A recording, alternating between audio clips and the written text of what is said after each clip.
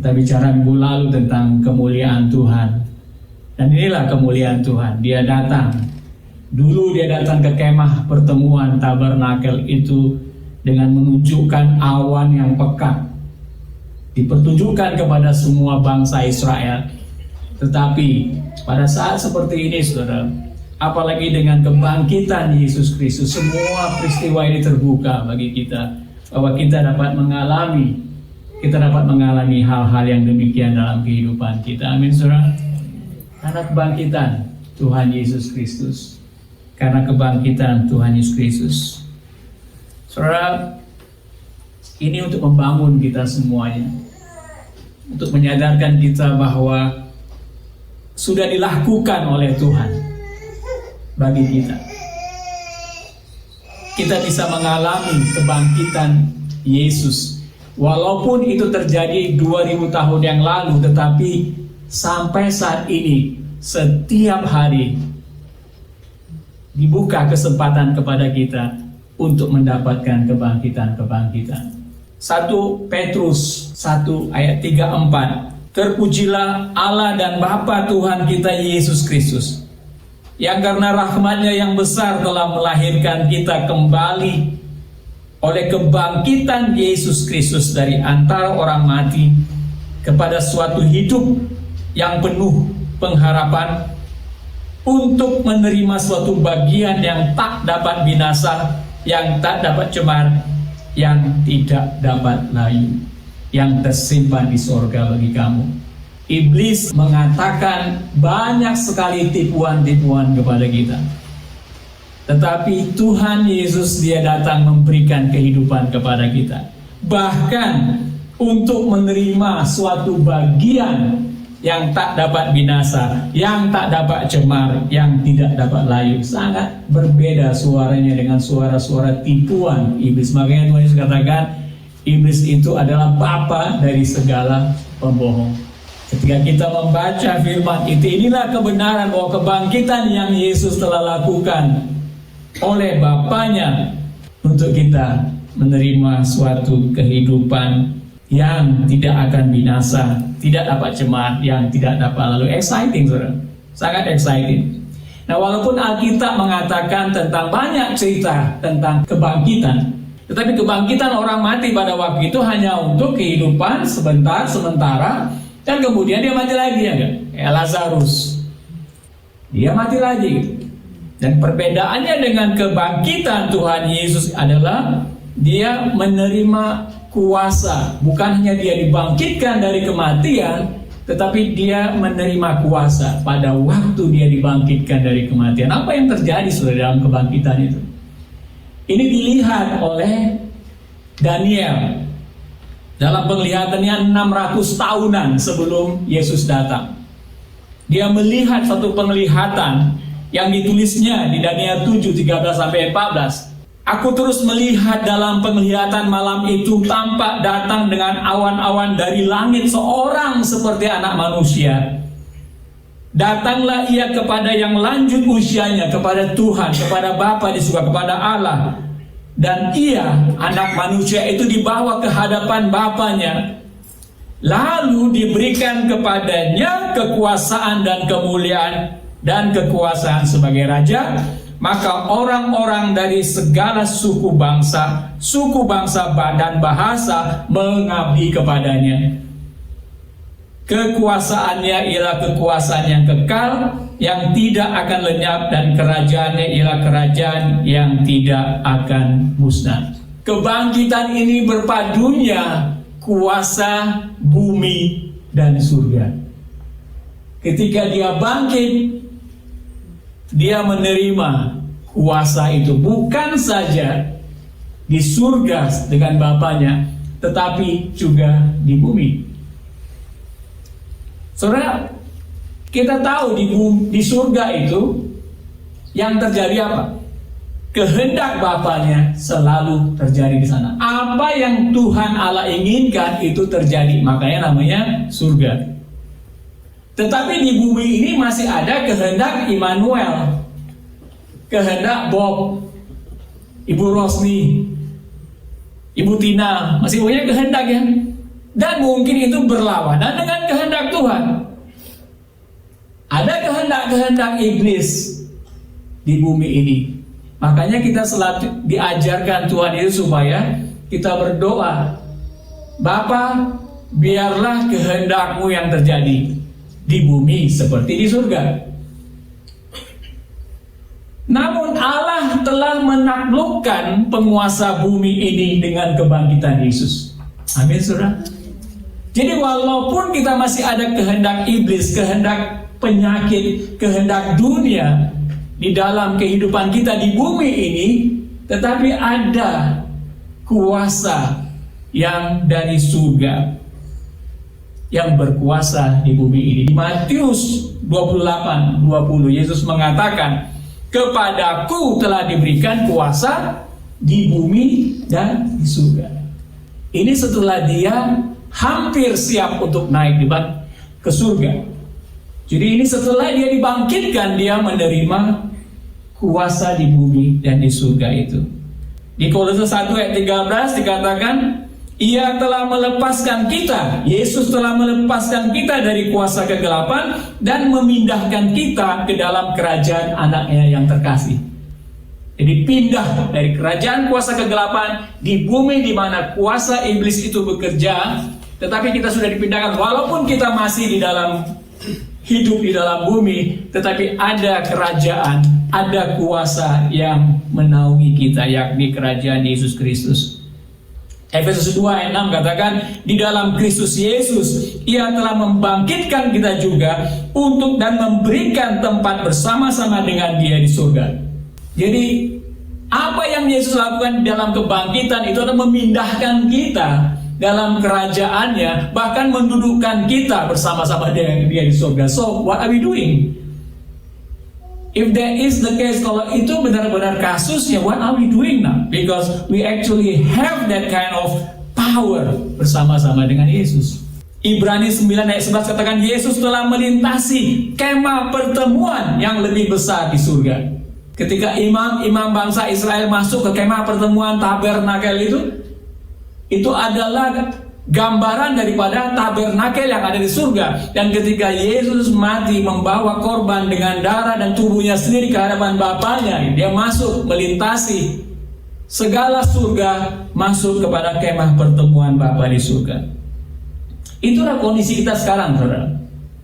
Kebangkitan bisa kita alami setiap hari, bukan saja ketika kita merayakan hari kebangkitan ini, tapi saudara, sebelum kebangkitan, before resurrections, apa yang terjadi dan bagaimana? Nah, saudara, kalau kita lihat kebangkitan itu didahului oleh pengorbanan. Kebangkitan itu didahului sebelumnya oleh pengorbanan. Saudara tahu nggak?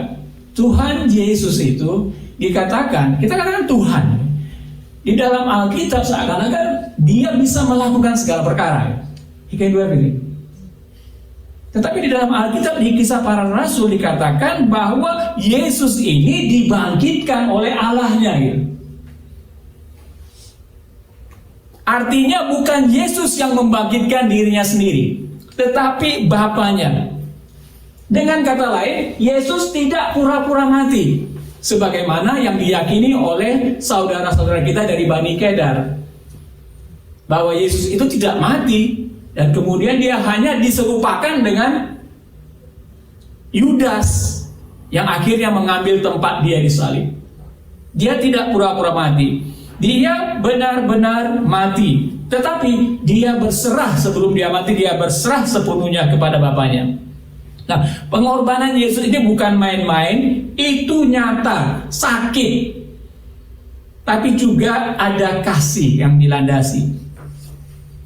Dia merasakan sakitnya disalib, tapi dia juga melakukan itu dilandasi oleh kasih. Kenapa, saudara? Di dalam Yohanes 10, 17, 18, Yesus mengatakan, ini perkataan Yesus, Yohanes 10, 17, 18, dia berkuasa, dia memberikan, aku memberikan nyawaku, dan aku juga berkuasa mengambilnya kembali.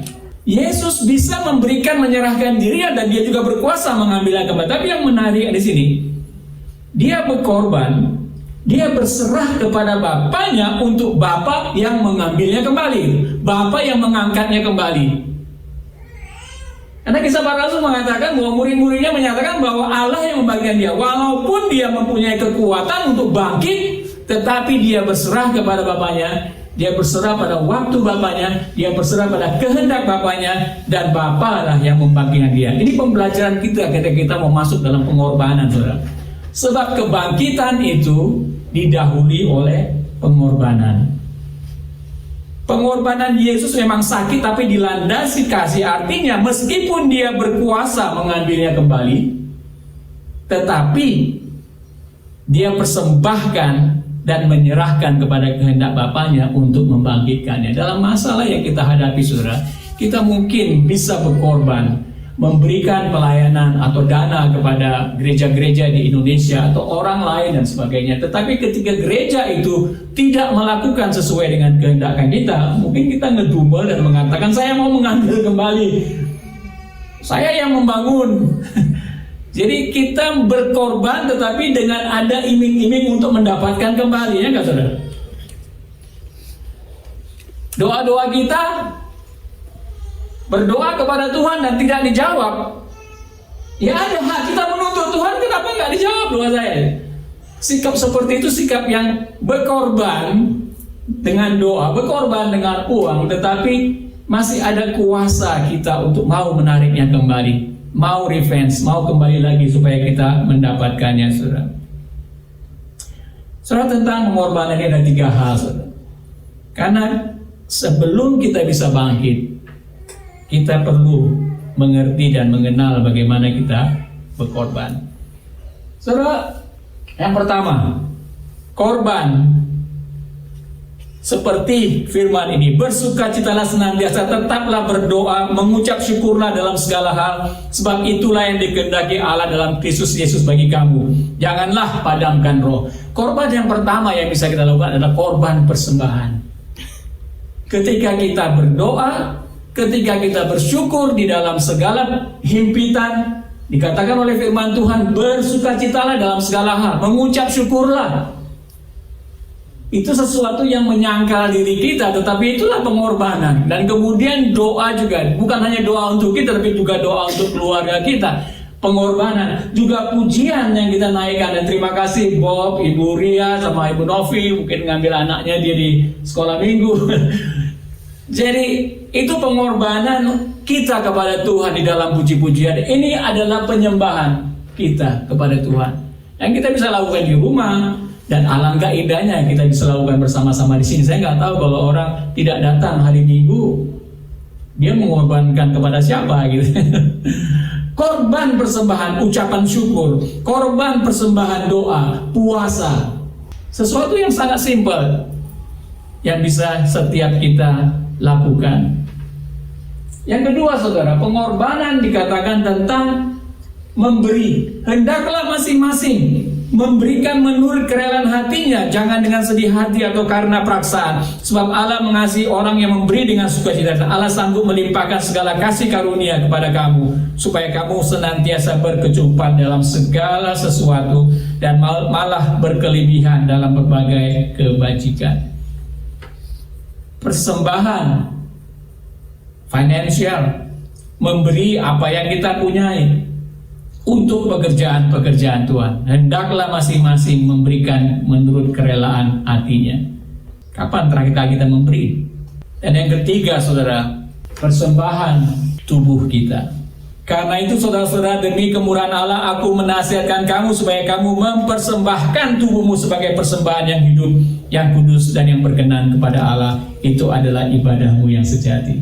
Di setiap kehidupan kita, pekerjaan kita, keluarga kita, diminta untuk kita persembahkan sebagai persembahan yang hidup, yang menyenangkan Bapa.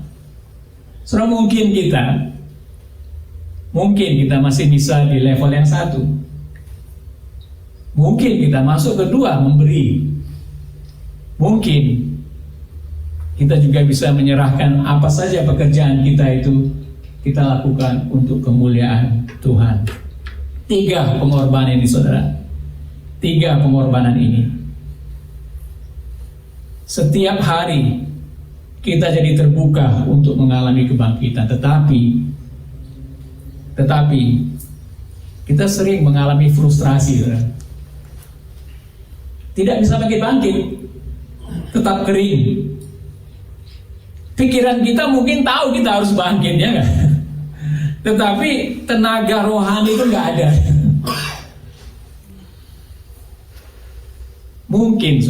Mungkin kita tidak lagi mempersembahkan persembahan korban. Persembahan korban itu sudah biasa di kalangan bangsa Israel.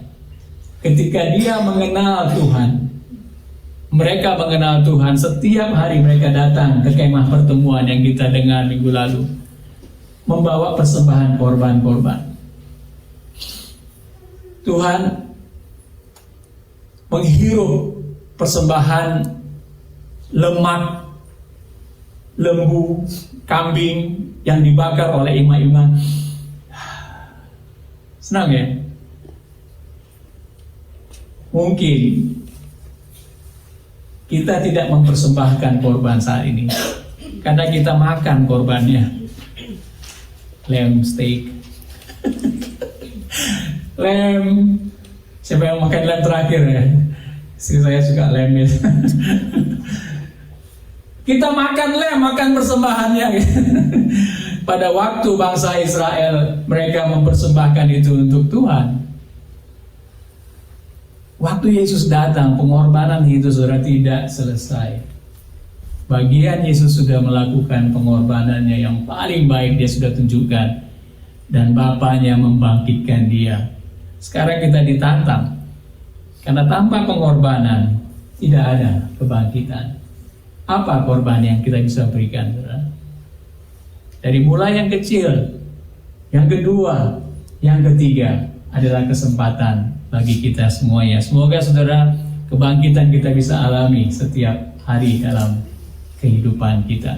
Tapi juga dimulai dengan korban-korban ini. Amin saudara.